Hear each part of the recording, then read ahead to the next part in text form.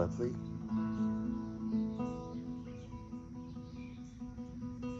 So I was gonna talk about this here guitar. Yep, it's on the front porch. It's a Sunday morning. So got this guitar a while ago. Bought it up through an auction site. Really bad pictures, but I've had early Yamaha classicals before. I'm not really a classical player, although I do have a book in front of me right now. and I was working on George Frederick Handel's Air. So I got about a measure into that, and then I thought, yeah, I'm gonna make a video about the guitar. So I've had this guitar for, goodness, probably 4 months, and it had a spot here where it had taken a hit and messed up the wood a little bit right there in the corner, and the binding along here, you can probably see that it's a little messed up, which, to be honest with you, I really don't care about that too much, as long as the guitar is intact, no braces are damaged, and this has fan bracing, so really nothing here. Looked inside, everything looks solid and everything, you know. So I'm thinking this is a solid top. This is, when you get these guitars, this guitar is made in Japan. It is a white label, the Nippon Gaki Yamaha. It's a white label, number 60, so it was like the excuse me, mid-range of these. There's a 40. This is just a beginner model. This is an intermediate, and then the 60 is an intermediate, and then there was an 80, which would be like, I guess, considered the high end, right? So I just put D'Addario strings on this last night, so it sat around forever. I guess when I got it, it's so dirty. This thing was just covered in dirt and dust and just nasty. So at first I got it and I'm like, ugh, goodness, I don't want to deal with all that. And then it had this problem here, so it doesn't look amazing, but I glued it up last night, clamped it. Beforehand I gave it a good bath, and honestly I just filled one of the sink basins with some soapy water and just got a wash rag and just gave it a bath, washed it off. Would not do that to a Martin, but this seemed fine to me. The tuners work, and I just, you know, actually before I glued this, I put the strings on, you know, dried it off, put the strings on, and it's taken forever for these strings to just like break in, wear in, to where they'll just stay in tune, you know. It sounds really good though.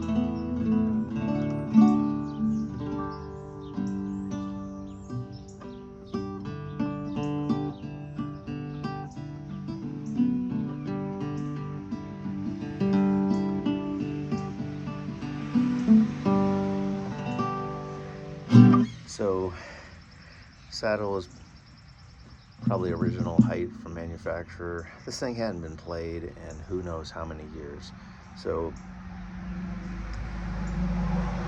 I believe it's about a 67 to 69, so late 60s. So this thing is as old as I am. I'm a 67 baby. So this is a Gen X guitar. Yeah, I don't know, but anyways.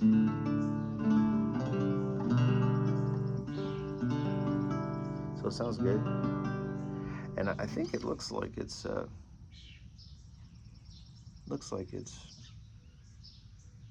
solid wood, but really the best way, the place to look is right there by the fingerboard, and I don't see any lines in it like laminates. So oftentimes though, it could have like a thicker solid in the center of another wood, and then have it like a spruce veneer on top, and who knows what underneath. and just heading, opposing directions. Which this definitely has, like, I don't know if it's not, probably not a mahogany, like an actual mahogany, so I can't think of what the equivalent would be. This was made in Japan, late 60s. I'm sure people, many people out there could just name it. Um, yeah, I've read before what was in the back of these, because there's like the,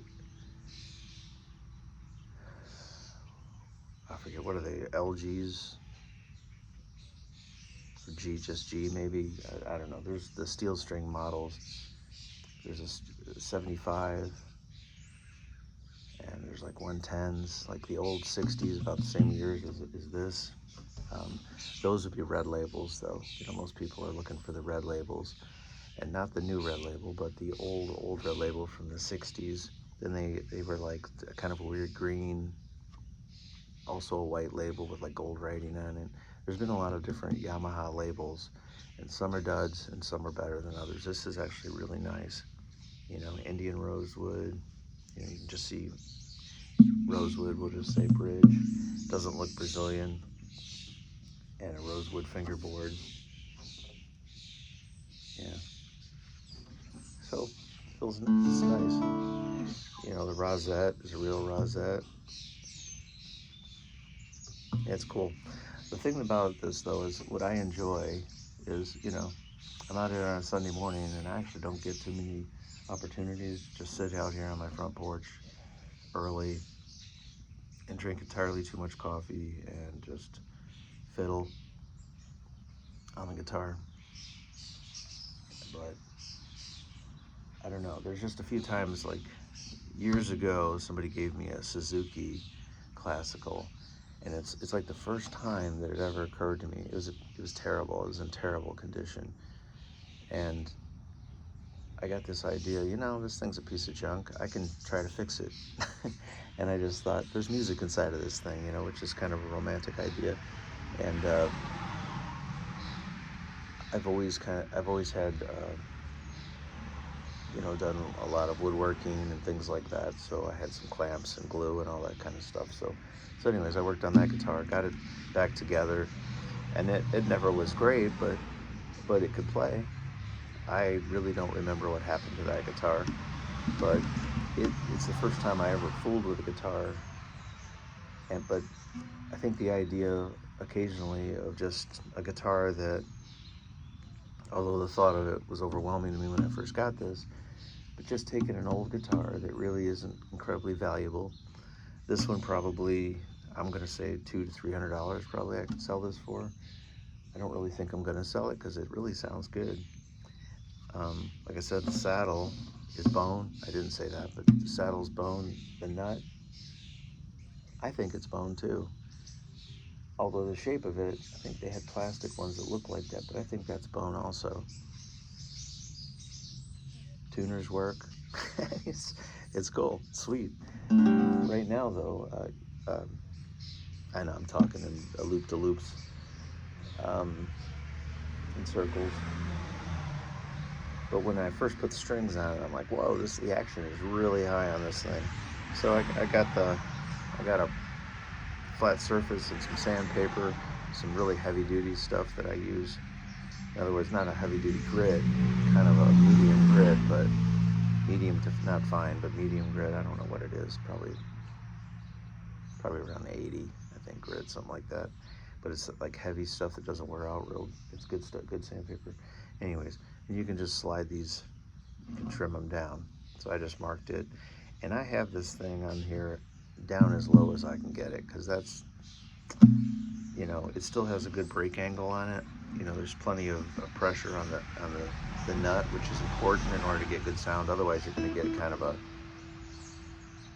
you might get some buzzing up here, or you're not going to get a really good tone out of the strings.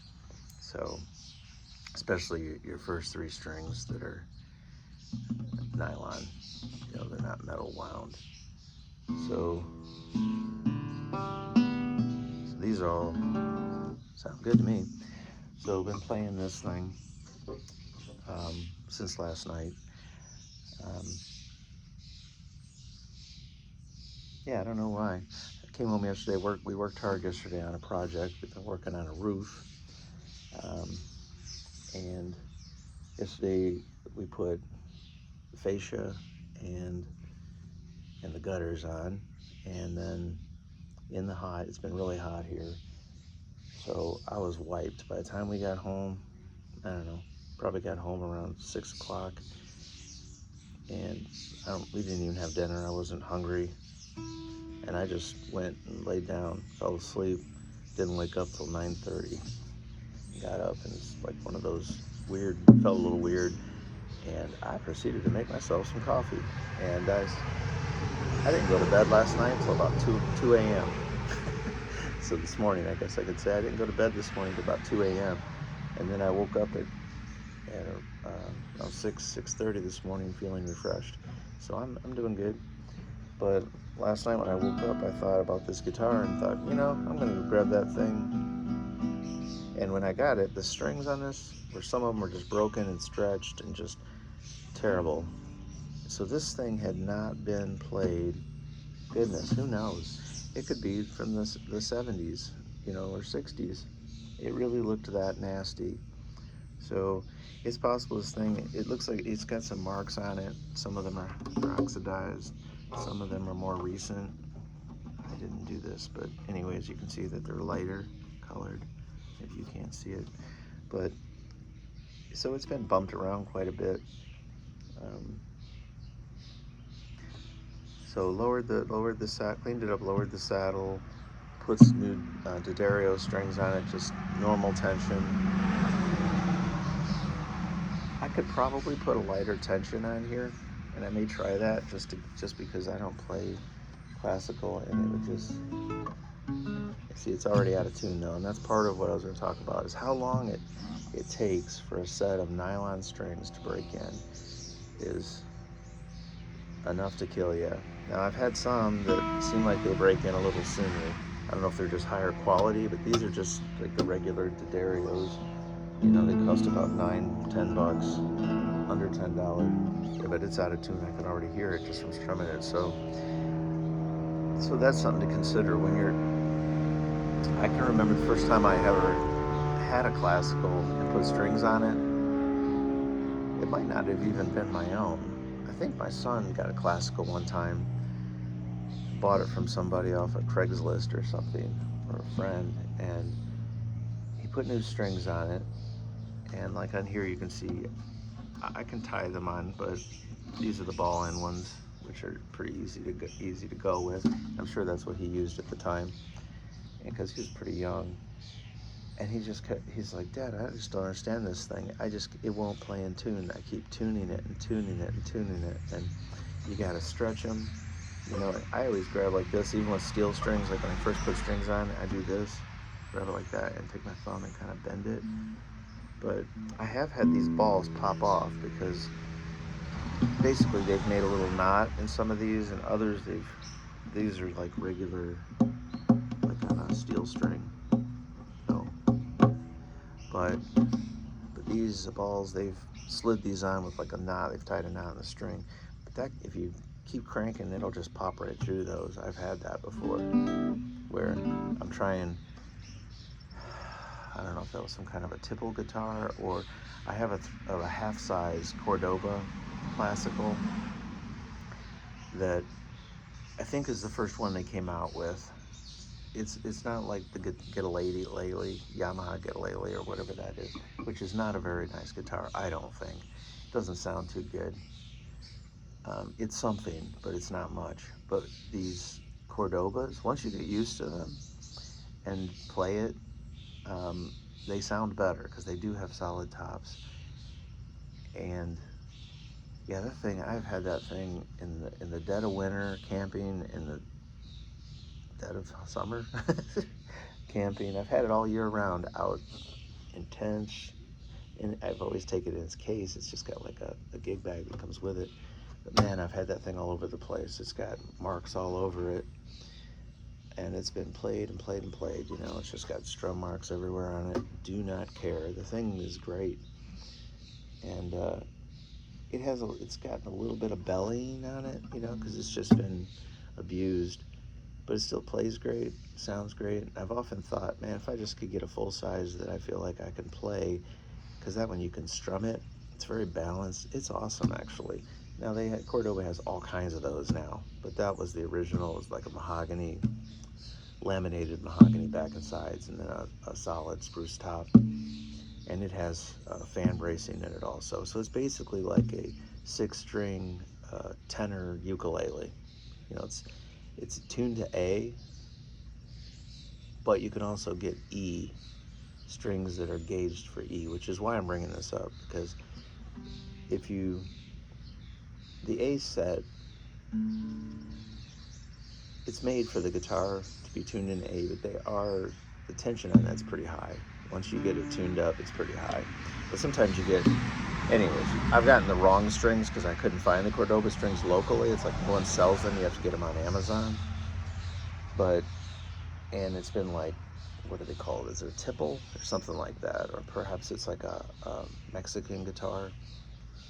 I don't know what it's called, but anyways, it's like a set for that, and the tensions are a little different, and I've popped the strings through that ball. That had to be fascinating to hear that. Thank you so much for telling me all about that. So now you know what it's like to be my wife, and she is such a sweetheart. Just a moment to think about that. And looking out here, and there's just flowers everywhere. She's just got so many beautiful flowers out here, and we got this big, huge flower bed area out here, and it's just full of flowers. Just glorious. Perennials, annuals, you name it. So that's enjoyable. No doubt you can hear the birds. So put the strings on here, and you know, on a steel string acoustic, it takes a minute to break them in, but I do that deal, like I do this, like that, and I take them and lift them and kind of just do this. But what I was saying that is, if you do it with this, don't pull too hard. Just, you can grab a hold of it and kind of do one of these numbers. You know, the fingerboard on here, these aren't really made for bending strings. You could do that a little bit for some vibrato, but like doing this, this thing will be so out of tune. But I've done this probably 10 times already, and keep tuning it up. I bet you I've tuned this thing 30 or 40 times since I put strings on it. And the D and the G are going to go out the most, but even more than that, the E and the A will stay in tune sooner than the others. But then the nylon strings or polycarbonate, whatever they are, correct me please, you can just keep turning them and turning them and turning them. And you know, often when you put strings on a guitar, you know, try to explain this, but you know, as far as knowing how much string, you know, you put it on a steel string, you don't pull it taut and then do this, you know, you want a few loops on there. So usually I take it up to the next tuning post and then pull it back, and that's where the length, that's how much, and then I start tuning from there, you know, winding it on there from there. On this, with nylon strings, I pull them pretty much taut and then start there. And then I always wrap the string underneath the strings as it's winding on. It goes over top of the string, holding it in place. But you're going to have stretching around this post, you know, for quite some time. And the strings themselves are stretching, so that, you know, so you'll have that. So right now,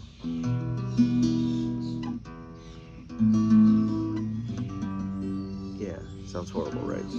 So just, it was in tune when I first started, because I just tuned it. I started the video, and now not so much, not even close. So yeah, there's that. So digging the guitar though. I don't know, I've had classicals. I had 2 classicals recently. I had a Harmony classical from the 60s. I have 2 classicals that were my favorite ones, and I've sold them both like a dum-dum. The first one was is it Aria, I think, A-R-I-A, Japanese guitar. And I got one, and that was probably, I think, from the 50s or 60s, early 60s, 50s, I think, if I remember. This has been quite some time ago. This is probably 15 years ago. And I got this thing at a yard sale, and it was like I don't know, it was probably less than 50 bucks. Very excited about it. Got it home, it was rosewood back and sides, and you could tell it was solid. I think it was solid. Could have been laminate, but probably, it seemed, this thing was just top notch, and the top was solid, sounded amazing, and fiddled with the saddle on it, got the action real nice to where it felt good for me. Lower than this guitar, and it didn't plink out. The problem with this guitar, I didn't notice it when I bought it, was that somebody had dressed the frets down low. Now, why they would do that, I have no idea, but they were very low frets. So you could take the action down really low. I think I still had break angle because it played great, but I think I should even shave the bridge down a little bit, you know, like this, slightly, to even get a little lower, because the frets were low. And, you know, this could probably have a neck reset, just because the neck angle on this is not optimal for most players, I would think. And then there's classical players that'll like their strings high, but I can't, you know, I'm not used to that. But this guitar was so great, and I remember seeing, what was it, a T-double-aught LTL-double-aught Gibson tenor L-double-aught. Now, if anybody knows what I'm talking about, like the small body Gibson from like the 30s or 40s or something. I saw this at Guitar Center and just about lost my mind, because I was thinking, I'm gonna have somebody turn this thing into a 6-string guitar. And so I went home and got anything I could find at the time to trade in on it, because I wanted to get it. I put it on layaway, went home, got a bunch of pedals and things, and took it back to Guitar Center, and that with, you know, whatever money I had. But I ended up giving them that guitar for that other guitar, which at the time I was like, yeah, it's worth it. But I've thought about that guitar. I see many of those, I'm gonna call them, I called it a Raya, but I think it's Area guitars. I've seen several of those, but they're never that model, exactly that build quality. So I'm looking for that. If I ever see that, I'm gonna have to buy it. It will have to happen. So there's that. And then, what's the brand that Martin, Swedish brand that Martin bought out? I got excuse me, I got one upstairs. It's like a steel string that is ladder braced. Sounds a lot like a classical, but I got silk and steel strings on it, silk and steel, and it sounds great. It'll come to me in a minute. I almost got it, but anyways, you're probably all saying it right now. Okay, moving on. I had one of those. It was a classical. Now it's the second or third one I've had, which is kind of silly that I'm talking about it, not telling you the brand name of it. But the most recent one was very poorly intonated. I don't know if the bridge was in the wrong place or what, but it was killing me. But it was beautiful. What is it called? It was beautiful. The lacquer on it though was all crazed everywhere, you know. It was, but legit, just play. The sound of it was awesome, but you, in the first position, if you played up here in the first position, fine. You start going up the fretboard, and it's gonna play out of tune every time. I ended up selling that guitar to a guy that was crazy about it. He just had to have it. I think it was worth more than what he traded me a Telecaster for it, and it was just a Mexican just a basic Mexican Telecaster, blue, that I ended up flipping, just selling it. And it wasn't worth this classical, but I wasn't playing it because I couldn't stand it, and he was so nuts over it, and I even told him, it seems like it just plays out of tune. He fiddled with it and did something to the bridge and got it. I know you're saying, well, he compensated it, but it was something else he did that I was like, okay, that sounds wonky. and I wouldn't have done that. It needed something done with the bridge that I wasn't going to do on it. It is a, can't think of it, but around the same time I got that guitar, I bought a Harmony from the late 50s, early 60s, Harmony Classical. And it was, actually I think I'm wrong. I think it's more like this year as this. I think it's probably about 66, 67 was that Harmony. And about 2018, 2019, I got another Harmony, exact same model, exactly. I can't describe it, but there's, you know, a lot of different models of the Harmonies, silver tones. It wasn't a silver tone, it was a Harmony. And the one I had during the pandemic was unbelievable. You could strum it like it was a steel string, and it didn't muddy, it didn't do anything like that. It was just played so good, had projection, and it was just beat up. I mean, it had been played and played and played, which is a good thing for an acoustic. So you get an acoustic that looks like junk, the finish and stuff, because it's been played hard, that's probably going to be a really amazing guitar. So that guitar was sweet, and I played it and played it and played it through the pandemic. And you know what I did? I did what I've done many times. I started feeling bad because I have so many guitars. Why do you have so many guitars? I need to get rid of some. So I sold that on Reverb. So out there is a person that can't believe how good their Harmony Classical is. So I'm happy for them. But I have missed that guitar. So those are two classicals, that Aria, and that particular Harmony from like the mid 60s. And you know, one can sound great. The materials of those guitars are all solid. You know, I don't know if they're using birch. I think they're using birch for the sides and backs on those. But like, everything's solid wood. The glue is hide glue. It gets a little crazy inside if you look in there. The gluing job is nuts, but I mean, some Gibsons from those periods are looks about as crazy inside. They weren't worried about that apparently. Okay, so there's that. But then I bought this other Harmony along with, you know, as soon as I turn the video off, I'm gonna like remember what that's called. I almost want to run upstairs and grab the one I have just because I can't think of it. They're made in Sweden.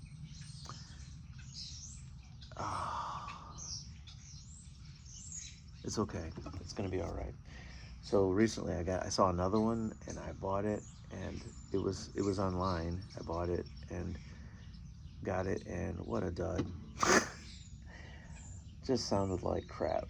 What happened to that? I guess somebody must have bought it. I still think I probably sold it on Reverb because it was junk. You know, I'm not like saying I'm just trying to clear out junk, but hey, it's a nice guitar. Somebody else might like it, but for me, it just doesn't sound like the sound I'm looking for out of a guitar, whether it's classical or not. It had a sound, just not the one I was looking for. So somebody else might be thinking, it's this piece of crap I just bought. But I don't know. I didn't look at the reviews or if they even left one, but sometimes I think that a guitar is not great. That's why I sell it, and then I sell it to somebody, and they're sending me accolades for what a good deal they got. So, and a lot of times I'll price it down because I think, yeah, you know, I don't want somebody to think I took them for a ride on it. But I have owned lots of guitars and sold lots of guitars on Reverb and eBay and otherwise, Craigslist. Sold some on Facebook Marketplace, but not really into the Facebook, if you know what I mean, too much. The book. That's what the kids call it. The book. Yeah, I have no idea what they call it. Actually, kids probably don't even get on Facebook anymore except for Marketplace, maybe. My son has sold lots of things on Marketplace. He's crazy about guitars, just like I am. He'll see something, sometimes buy it and flip it.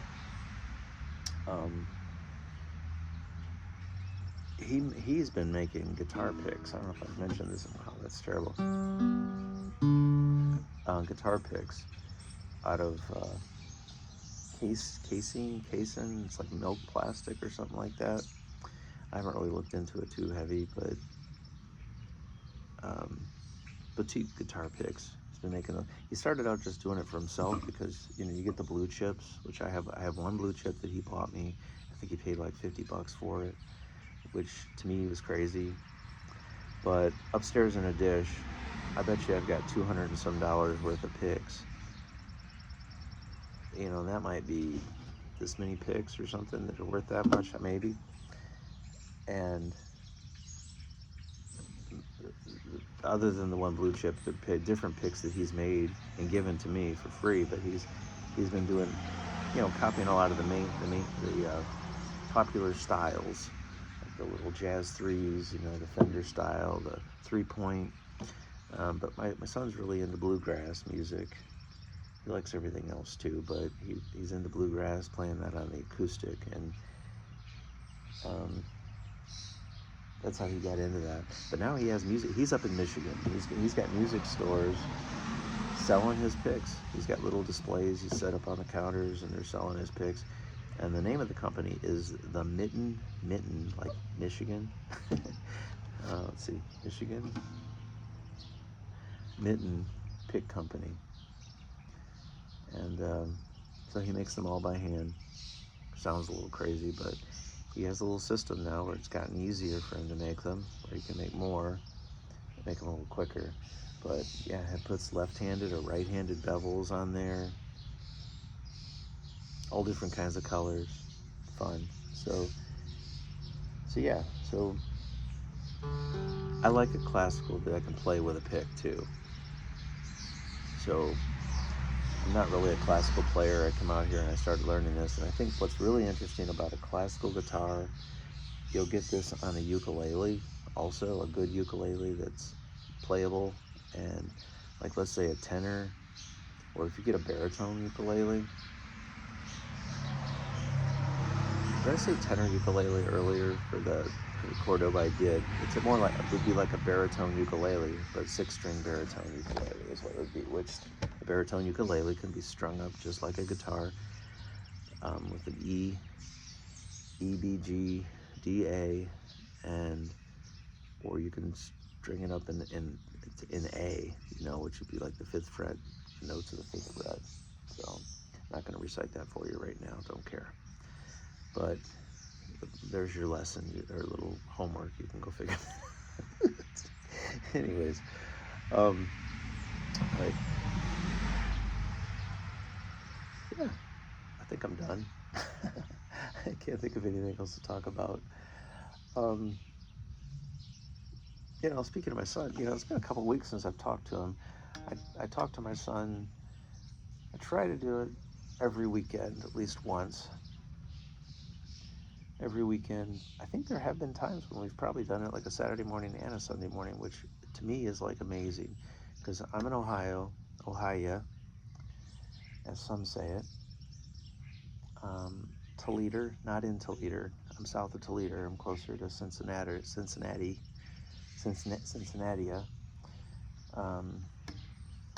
Live in beautiful Lebanon, Ohio. Very beautiful area. Rolling kind of hills in this area. The east side of I-75 is lovely.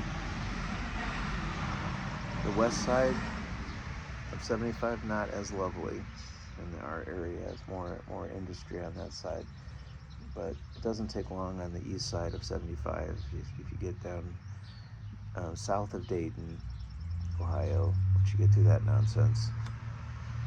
Which Dayton, pretty forgettable. Cincinnati has a lot of coolness. Dayton has some coolness too. Sorry, anybody from Dayton, forgive me. Whatever, deal with it. I'm very sorry about all that. But anyways, talking about my son, last couple weekends we've both had stuff going on, so we haven't really talked about anything. We usually get on and talk about guitar and all kinds of other things. How's everybody doing and stuff. But I just love my son. He's a sweetheart of a guy. He's a fireman. Yeah, he's a fireman. Doesn't tell me any stories really. I don't think he wants to think about it once he's through fire, saving lives and property. But um, he enjoys being a fireman. Says he loves it. He doesn't even feel like he's at a job. But anyways, I'm sure he does feel like he's at a job sometimes. But he's quite the guitar player. He has a lot of guitars too. Yeah. Well, it seems like this is taking a nosedive. Less and less interesting. So again, you see what my wife has to deal with. I can just ramble on like this. She's such a sweetheart. It's unbelievable. So I'm going to get back to this air from Water Music, George Frederick Handel, and see if I can figure out how to play this on this guitar. But you get a classical, if you're going to get a Japanese guitar, get one from the 60s. Once the 70s, they start getting all laminate and wonky. They may look pretty, but looks ain't everything. I can say that with women, and sometimes the best woman is a woman who doesn't realize how beautiful she is. And I would say that for a guitar also, which is another topic. I'm getting ready to ramp it up here with this one. So this guy doesn't know how beautiful it is. I come out here and I'm banging it against the bench I'm on and everything else, just trying to get comfortable with it. Don't really care if it gets a rub on it or a little mark. Not trying to mark it up, but if it happens, it happens, because I'm just trying to be comfortable and my shoulders aren't what they used to be. But I have a Gibson J45 custom shop that's 50s model, and it's a custom shop. It has Adirondack spruce, red spruce top, which anybody that knows that's not easy to come by.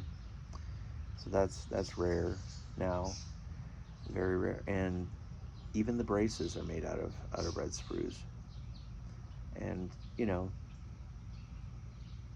it's sweet. It really is.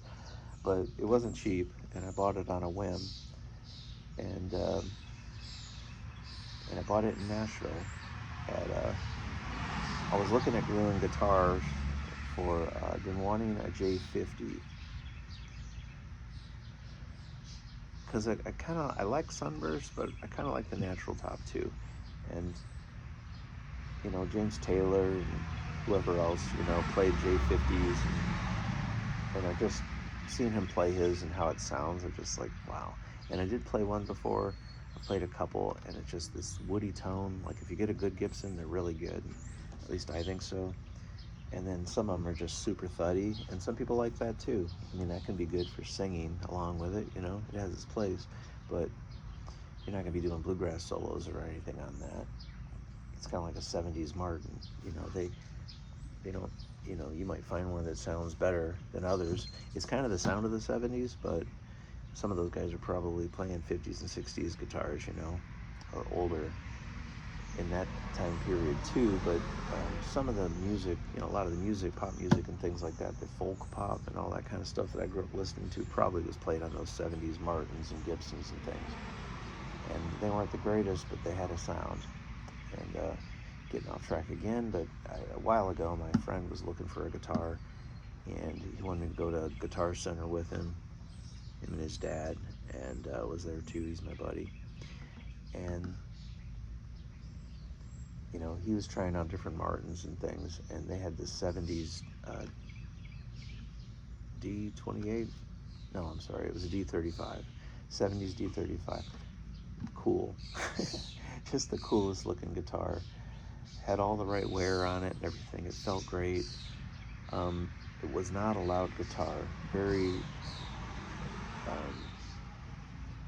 not super quiet, but quiet guitar, But it was not, the average person, bluegrass player, it was not a Canon, and that was not going to be looking for that guitar. They'd pick it up and put it back down, I'm sure. But it played great, looked great, and I really liked the sound of it. I thought, man, this thing is beautiful, in its own way. And that's the thing about guitars. You can get one guitar and it might be a one-trick pony. There's our guitars that sound great, but sometimes, the Martin that's super loud, to try to just sing along with that, it's not, you're not going to feel it. In order to record your voice with it or something, it's not going to be great. You kind of want a guitar that's not taking over the spotlight. It'll sit back and let you not have to strain to compete with it. It's not competing for the tonal, your frequencies. And as I get older, I used to be able to, like, back when I was playing, like, out of high school, early 20s, playing in, like, the alternative rock band. Woo! Shaded Ice Works was the name of our band, Shaded Ice Works in Detroit.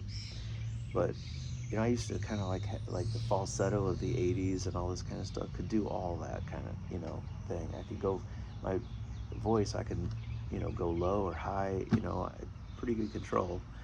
And it seemed like anytime I ever played with anybody, they'd be like wondering who the singer is until I started singing, and then okay, you're singing.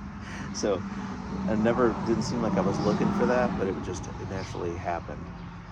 And I was fine with it because I liked that. In fact, I didn't get to play guitar much sometimes because I would just end up doing the singing. Getting back then it was different. But then as I gradually, boy oh boy, my first acoustic, it's in the 80s. It's a Magnum, which I don't know if that was made in Japan. It was probably like Taiwan, or who knows. Probably Taiwan. I really don't know. But it had like the adjustable saddle, the metal turny thing on it, which is kind of emulating the Gibson saddle from the 60s, which some people like, other people don't. And yeah, just probably an all laminate guitar, but it was like a triple aught size, or smaller, maybe a double aught, I think. Probably a triple aught, but anyways, about the size of a classical, really. And played that thing. And back then, I had taken some lessons, but once I could play some songs and knew enough chords, I didn't want to take lessons anymore. I just wanted, and all I wanted to do was write songs. I mean, I would just play that guitar. And, back then, just playing a G chord to D and C, to me, it was just amazing. Sometimes I just think, I'd like to just be able to and I do, sometimes I just sit around and strum C to D to G, or, whatever, just in the key of G or in the key of C or something, just strumming chords, listening to the guitar, and just reveling, just glorious, how glorious each chord is. Just a G chord is amazing. And played that guitar. Not a great guitar, but I didn't even really think about it because I wasn't trying to go and play other guitars. Sometimes it's like a kid. I think of it as like the kid with has a lot of simple toys, and then suddenly the neighbor kid comes over and he's got all these Matchbox cars, and he's got, he's coming over with video games and everything else. The new Star Wars toys, back in the 80s or whatever, 70s, 80s. And suddenly you realize your toys kind of suck. So they ruin it for you. So sometimes going to the store, being happy with what you got is a gift too. It's nice to progress. It's nice if you have a guitar that doesn't play well, doesn't allow you to progress, then you need something else, or you need to go have it set up by somebody. But if you got a decent mid-range guitar, even though I own some really expensive guitars, at least they're really expensive to me,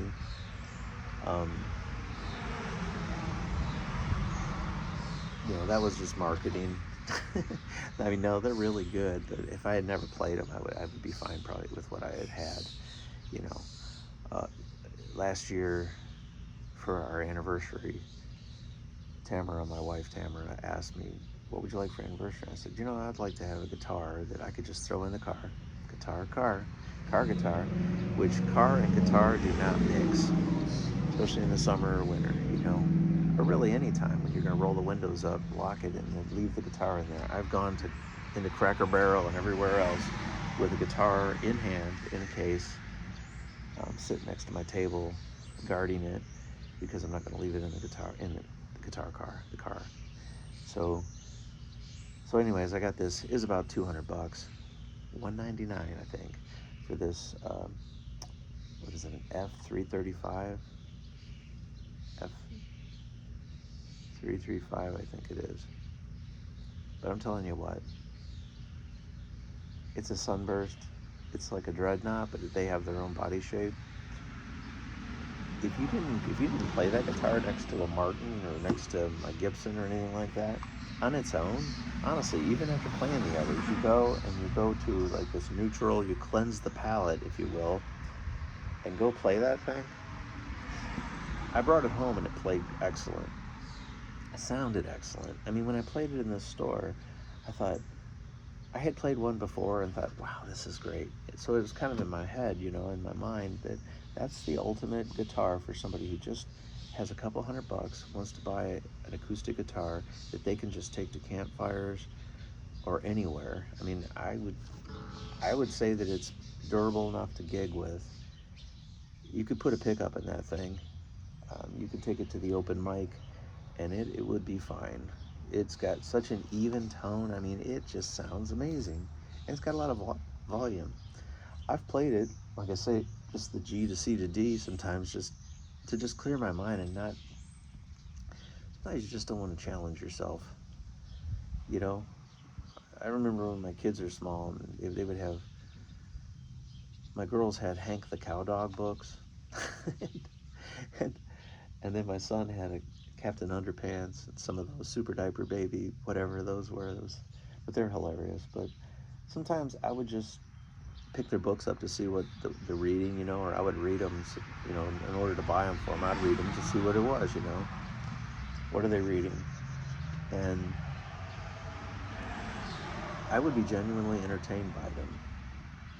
Now, I don't think anybody that knows me would say that I'm not, that I don't have a very sophisticated mind. I think that, I'm yakking on here. I'm thinking constantly. In fact, people wonder why I'm overthinking everything. So sometimes you're just looking for is reprieve the word? The place to hide in something that's simple and not thinking,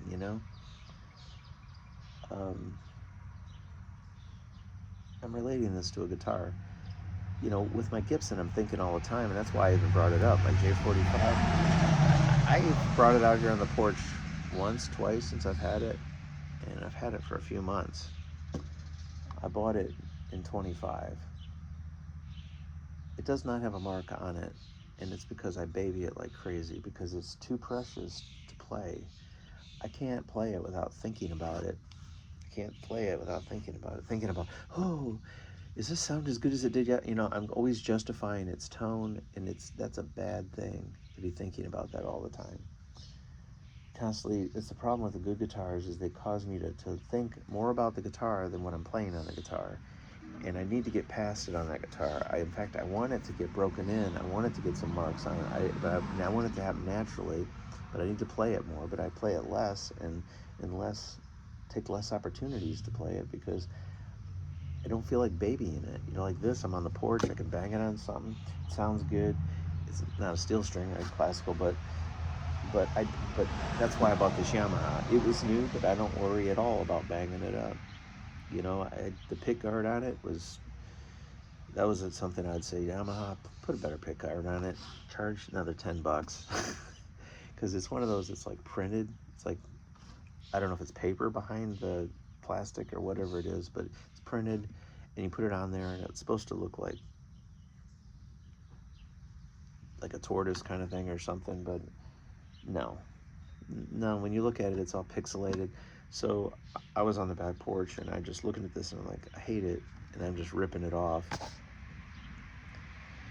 I just peeled it off. It peeled right off, and I'm not sure. I'd kind of like to put another pick guard on it, but I don't want to get a crappy one like that, and I need one that fits it, because it's not. Anyways, the Rosette yada, yada, yada. Sometimes I can't even get over it. What am I talking about? I bought this guitar so I have something that I don't have to treat precious, so that you can just, but it sounds great. So you don't have to spend a ton of money to get a guitar that sounds great. And the nice thing about it is it's all laminate, I'm sure of it, which means that it's more stable, gonna stay in tune more during temperature changes, because there are gigs and even like open mics that I always treated like a gig. Seriously, for me, it was like I just pretended in my own mind when I'm going there, this is like a gig and I'm seriously entertaining people. So I take that pretty serious. But I've gone to that, and if it's like in wintertime or different, or like just say if we're going from summer to winter, and your guitar is trying to acclimate and change, your better guitars are gonna be a little funky during those periods sometimes. Like right now, my guitars might be slightly tubby because they're probably slightly overhydrated. You know, I've taken all the hydration devices and put them in the drawer, trying to get them to dry out a little bit, because guitars, you don't want your guitar to dry out, because it's terrible to do that. That's abusive to your guitar, and that'll have bad consequences. But honestly, a guitar that when it's just a little on the edge of dryer sounds better. So anyways, yeah, I'm gonna have to get off here because I gotta go get cleaned up. I need to have some breakfast and I gotta get out of here. So nice talking to you. Enjoy playing. Hope you have a good life. Thanks. Bye.